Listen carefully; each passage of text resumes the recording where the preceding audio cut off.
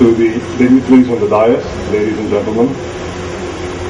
Thank you, Shiva, for that introduction, but there was a very important element of the introduction that Shiva did not mention. We are both classmates in medical school. And therefore, again, it is a particularly proud privilege to be here on the inauguration of a very, very important event, I would say, in healthcare in this part of the world. Several of the speakers who went before me have repeatedly alluded to the fact that after food, clothing and shelter, health and education are the most important priorities for human existence. Unfortunately, and for complex reasons, these two very important elements in this country have been massively, almost totally privatized. We have the dubious distinction of being the world's most highly privatized healthcare economy. 85% of all expenditure related to healthcare for the average Indian comes out of pocket. And it would also be a cause of great concern to most of you to note that the second or the third leading cause of families going below the poverty line is a major healthcare expenditure.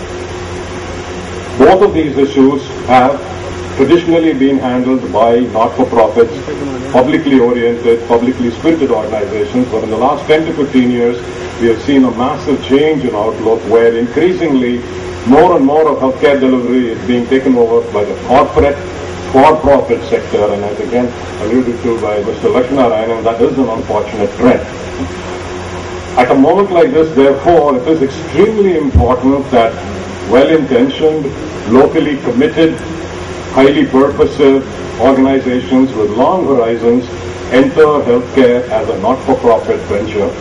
And believe me, it is an extremely difficult task because running healthcare effectively as a non-profit is probably the most challenging aspect of running any sort of a venture. But I am more than fully confident that with the background that the Tirumala Chemical Group enjoys, that this would be something that they would indeed do extremely well. This is an important venture, and therefore it has been our great pleasure on behalf of Sundaram Medical Foundation to be associated with this setting up. Right from the early days on, we have been more than willing to share whatever knowledge, expertise, systems that we have had. And indeed, we have extended an open house to this organization, realizing that we do have a sister organization that we not only feel is important to support, but we feel we are compelled to support because there are not very many examples of this kind, and we do need to network, we do need to hold together to be able to show to the public what this kind of an alternative health model can provide.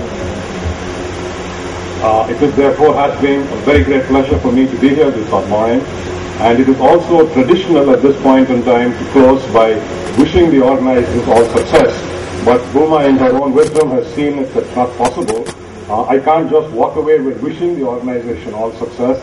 She has made sure that I am here to stay for the long run, and I assure you that on behalf of Sundaram Medical Foundations, we not just see it as a pleasure, we see it as a duty and a commitment to be able to extend whatever aid and support we can to your very noble venture. I predict one major problem for you in the very short months to come, and this is a problem that you're going to have to handle. You will be full. You'll have people banging on your doors. Your constant problem is, let me in, and you'll keep saying, how am I going to service you? And almost, if you were to use the 16-year example of our own experience with Sundaram Medical Foundation, almost from the time you start, your major problem is going to be, how do I grow, how do I grow, how do I expand?